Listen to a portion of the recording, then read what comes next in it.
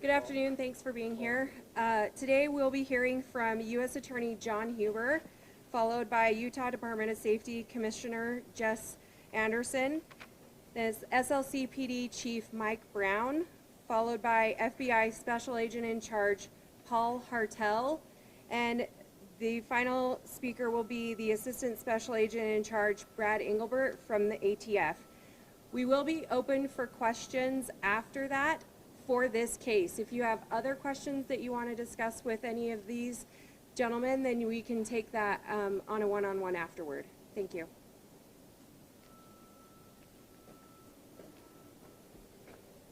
Well, thank you for being here today. My name is John Huber. I'm the United States Attorney here in Utah. And we're guests today of the Salt Lake City Police Department. And I appreciate Chief Brown offering this venue for us to talk about an important development. In the past 2 weeks, or the past week or so, we have had two significant traumatic events in our nation, one far away and one very close to us. About 1,300 miles away in Minneapolis, of course, we had the tragedy with victim George Floyd, which has sparked a lot of anger and frustration and heated discussion throughout the nation. It's been abundant and ongoing reflection upon that tragic event, which is wholly appropriate. That event has been universally condemned by men and women in law enforcement, including the Attorney General of the United States of America. Police and law enforcement associations have spoken with a unified voice, including the Association of the Major Cities Chiefs of Police, of which Chief Mike Brown is an appointed leader. But today, we want to come closer to home and talk to you about our beautiful city of Salt Lake City. We were riveted on Saturday as a community, as a state, as we watched live with alarm as outlaws and extremists hijacked what was intended to be a lawful protest event. We certainly recognize and support the right to assemble and demonstrate and protest and share our strongly held philosophical or political beliefs. In fact, that is one of my key duties as the United States Attorney, is to ensure that those rights are protected. But when outlaws and extremists hijack those events and violate federal law, they will find zero tolerance from me as the United States Attorney. On Saturday, whatever laudable message there may have been embedded in the goals of the protest, they were lost. Extremists and outlaws stripped that protest event of credibility and led it into anarchy. As the afternoon progressed, the mob's numbers and riotous intent controlled our capital city's streets for several hours. They abused police, pelting them, assaulting them. They destroyed public property. They destroyed private property. They looted merchants. They desecrated the capital of the state of Utah on Capitol Hill.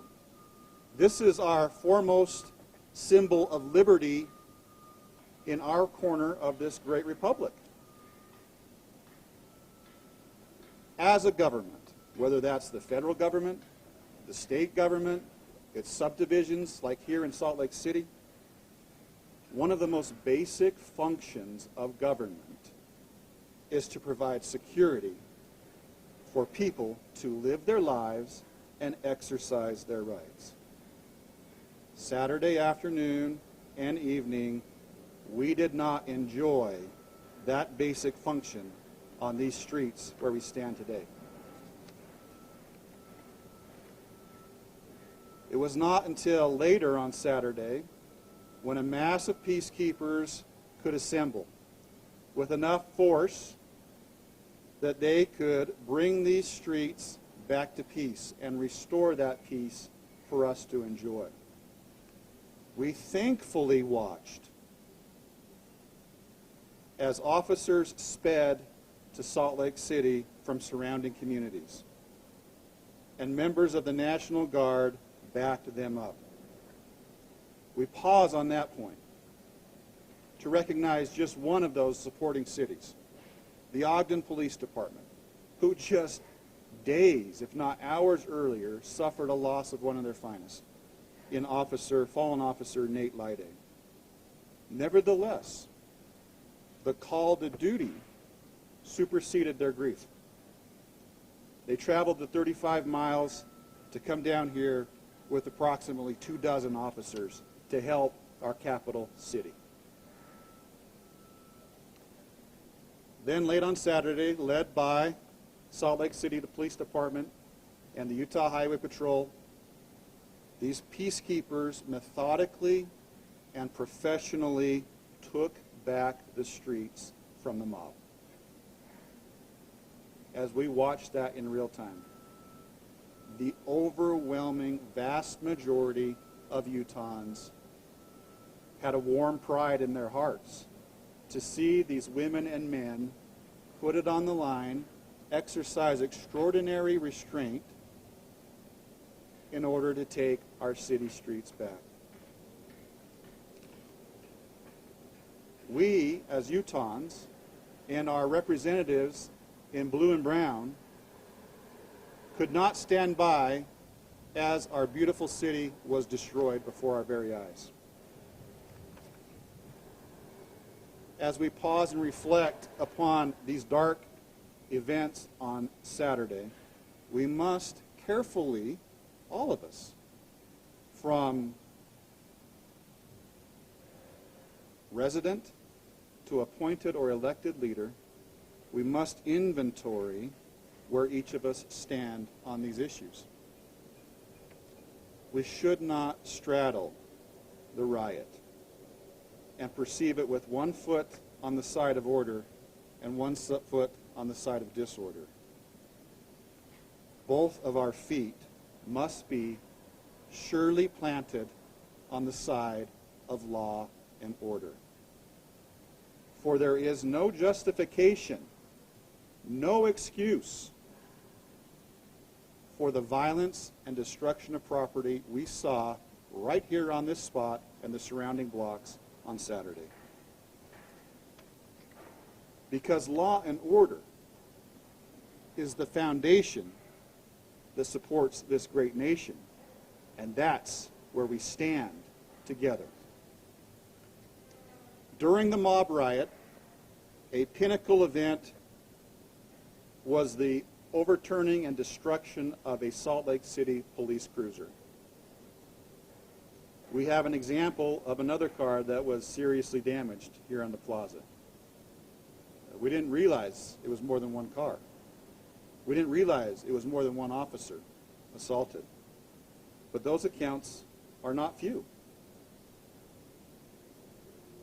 That pinnacle event is what we're here to talk about today. The choices to commit what is a federal felony, those choices have consequences. Today, we gather to announce the arrest and prosecution of one of those involved in the torching of the police cruiser. Jackson Patton of Salt Lake City is charged with one count of arson affecting interstate commerce. This is a federal felony with a maximum penalty of up to 20 years and a minimum mandatory penalty of 5 years in a faraway federal prison. The results we announced today, and perhaps subsequent results even as early as later this afternoon, are a result of around-the-clock work on the part of Salt Lake City police detectives, analysts, special agents of the FBI and the ATF, the Salt Lake City Fire Department, and others. in a land of law and order. The next steps in this story are that Mr. Patton will appear safely in federal court, having been treated with dignity and respect. He will appear before a neutral and detached magistrate who sees the world fairly. He will be afforded an attorney who will zealously defend and represent him. He will be tried before a jury of his peers. And the United States prosecutors who are bringing the case will be held to the highest standard and burden of proof amongst all the world's judicial systems. If he is acquitted, he will walk free without fear of retribution. And as mentioned, if he is convicted, he will serve a minimum term in prison of 5 years and have the full rights of appeal. Why? Because Utah and the United States of America, this is a land of law and order, not of anarchy, not of lawlessness. It's not a land of disorder and anarchy. My partners and I, who we'll hear from in sequence here, have worked around the clock since Saturday afternoon to restore law and order to this beautiful city. We chose this location to announce this development with a purpose.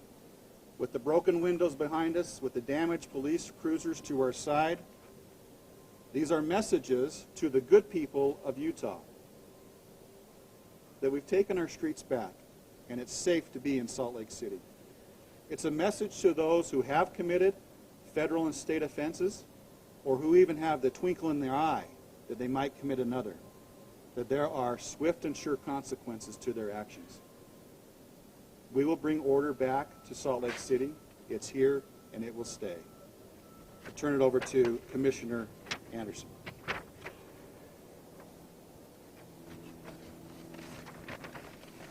Well, thank you, Mr. Huber. I'm Jess Anderson, serve as the Commissioner of the Utah Department of Public Safety. I'm grateful to have this opportunity to be here with my colleagues at Salt Lake City Police Department and our federal partners who obviously come together and are united in this announcement today, or otherwise the cause and the purpose of what brings us together as we restore order and as well as we establish justice going forward. Much different sounds today as we hear behind us the prosperity of the economic growth going forward versus what occurred here Saturday night. These are the sounds we now hear that we want to have within our state and within our city.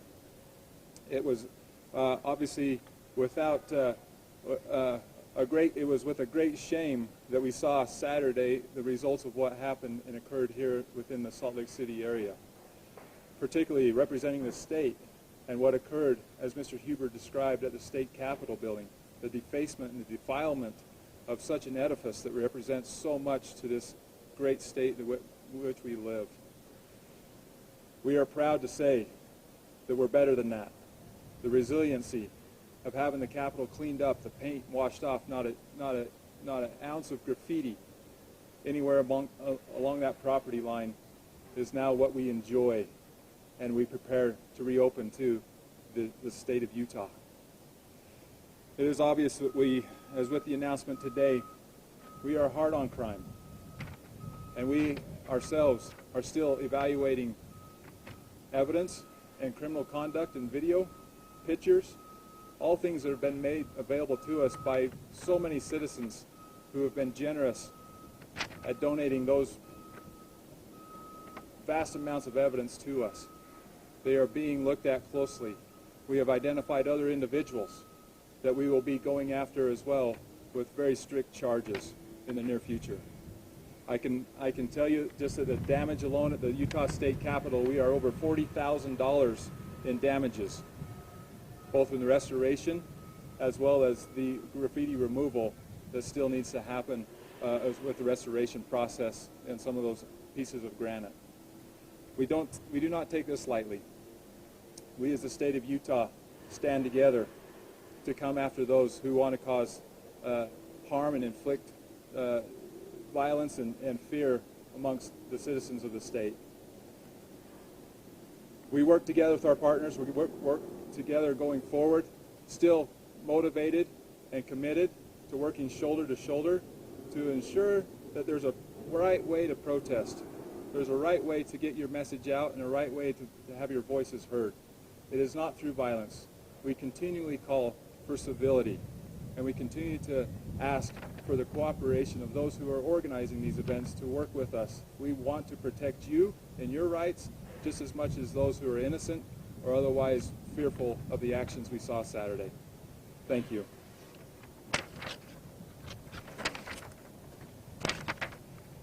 Thank you, Commissioner Anderson.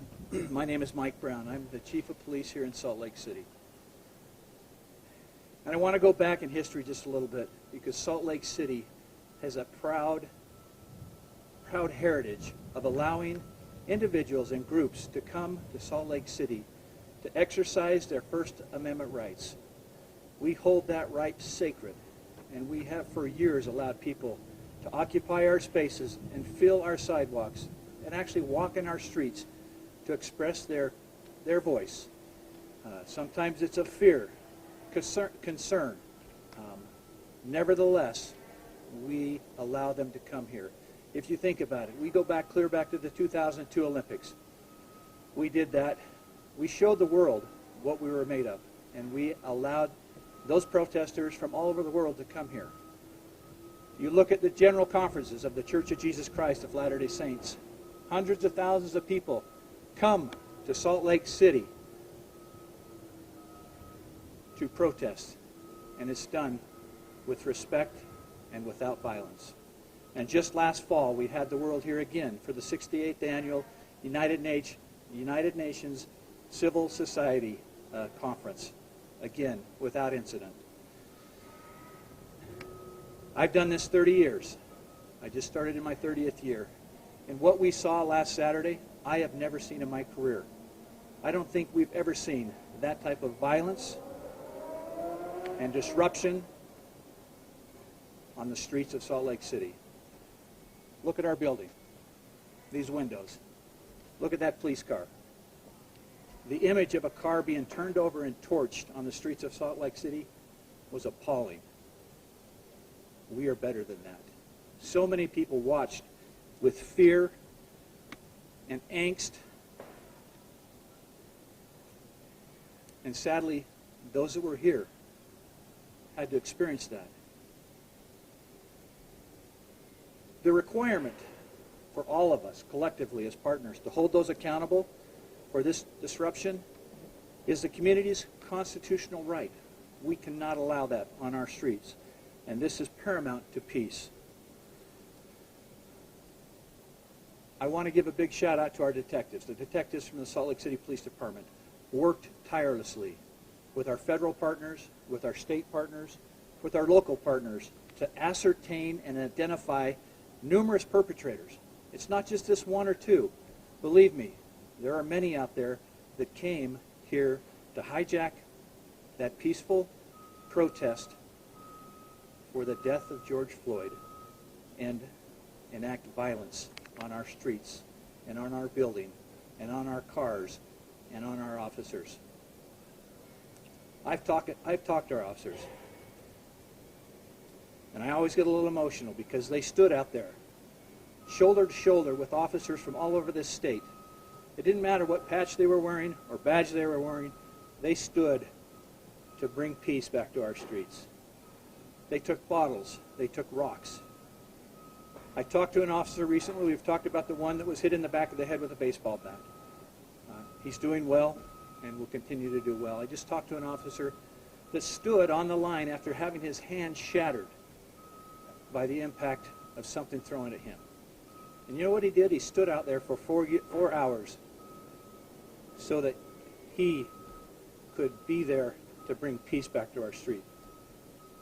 You know what this plaza is called? This is People's Way. This is the People's Plaza. And we want them to come here. And we want them to exercise their voice and their First Amendment right. But this type of violence, And I have to say, 99.9% of the people that come down here do it with the greatest of respect. And they're thankful that we're down here. But those that are going to do this kind of violence, like Jackson Patton, will be arrested. And it will not be tolerated. We're committed to justice. We're committed to allow peaceful protests here. We will work together as a police department.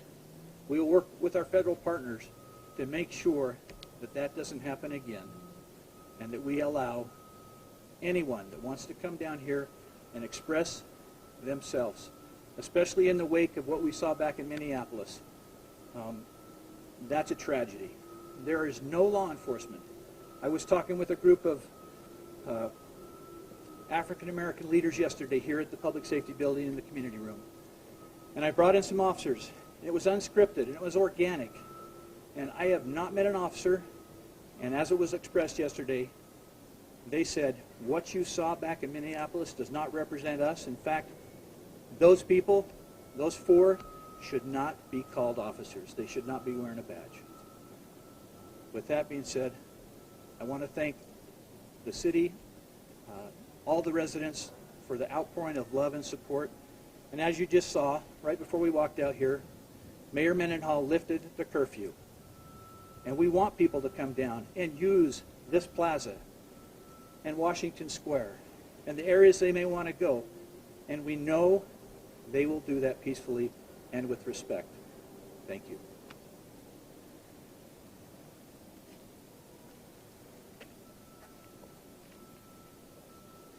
Good afternoon.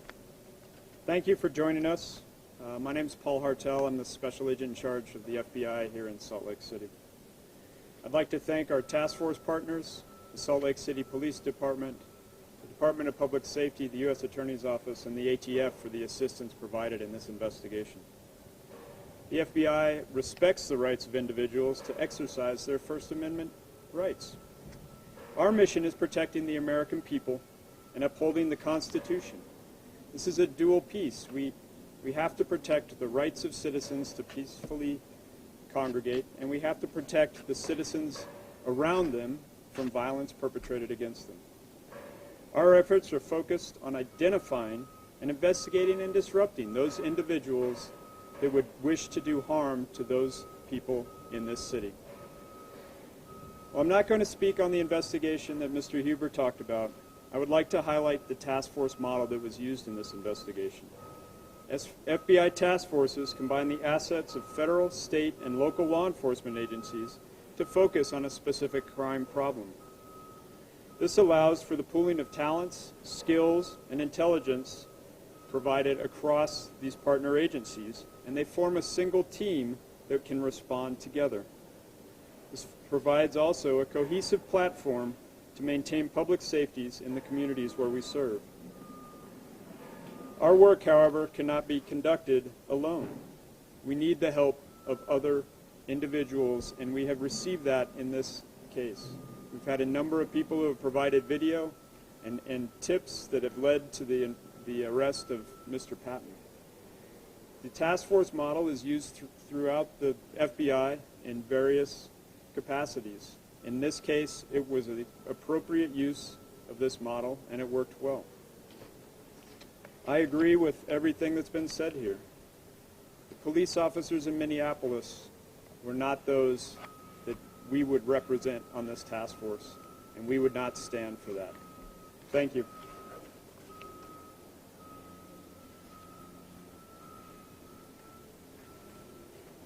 Thank you for being with us today. My name is Brad Engelbert. I'm the Assistant Special Agent in charge for the Bureau of Alcohol, Tobacco, Firearms, and Explosives here in Salt Lake City.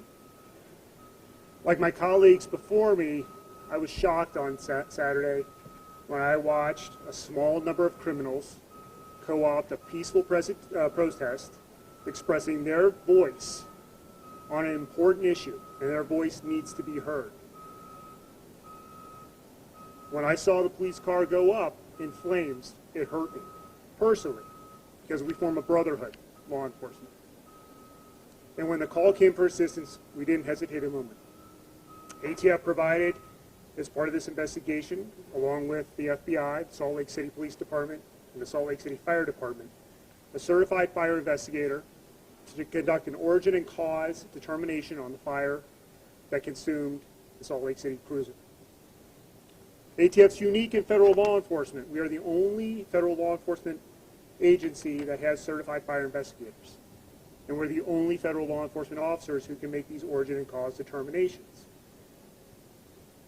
In this case, based on a totality of the evidence observable by our certified fire investigator, which includes an examination of the vehicle, photographic and video evidence, and witness statements, we have concluded that the fire that consumed the Salt Lake City cruiser on Saturday is incendiary in nature. What that means is the fire was intentionally set.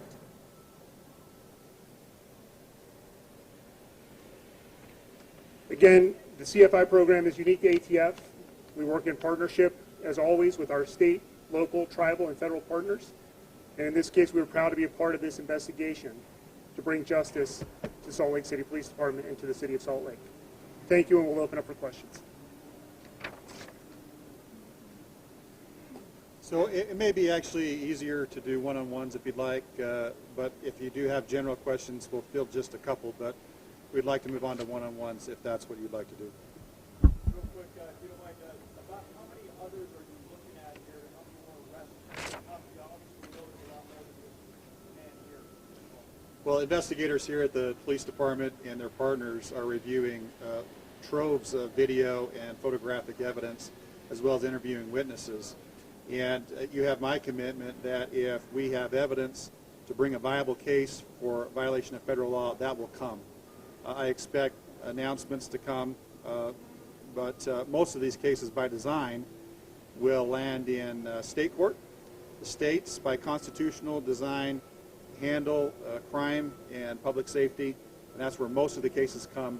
As for me, if it makes sense, I'll bring it. I anticipate maybe one or two more cases, if not a couple more after that. Yeah, they all relate to the police car or other issues? We're looking at everything. The statutes that I can use are limited in nature. The United States Code has a set number of tools that I can use. The statute that applies to the police cruiser is a strong statute that we've invoked here. There are other tools, but we're reviewing the evidence as we speak.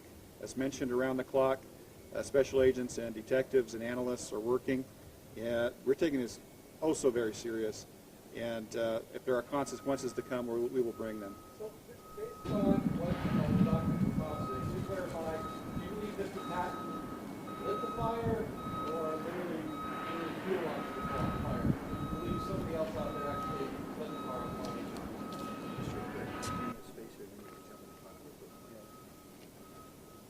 I just want to give you a quick update. The suspect number 2 involved in this arson is now in custody. He just turned himself in.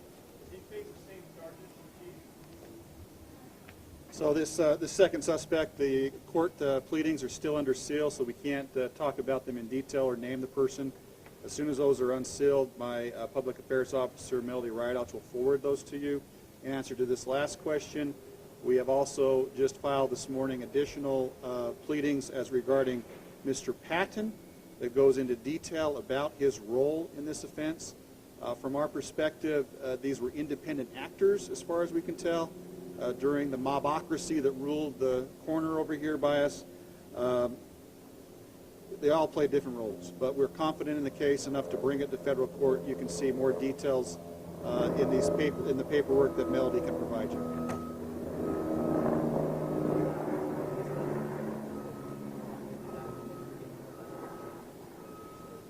This second suspect, the chief has announced, is safely in custody.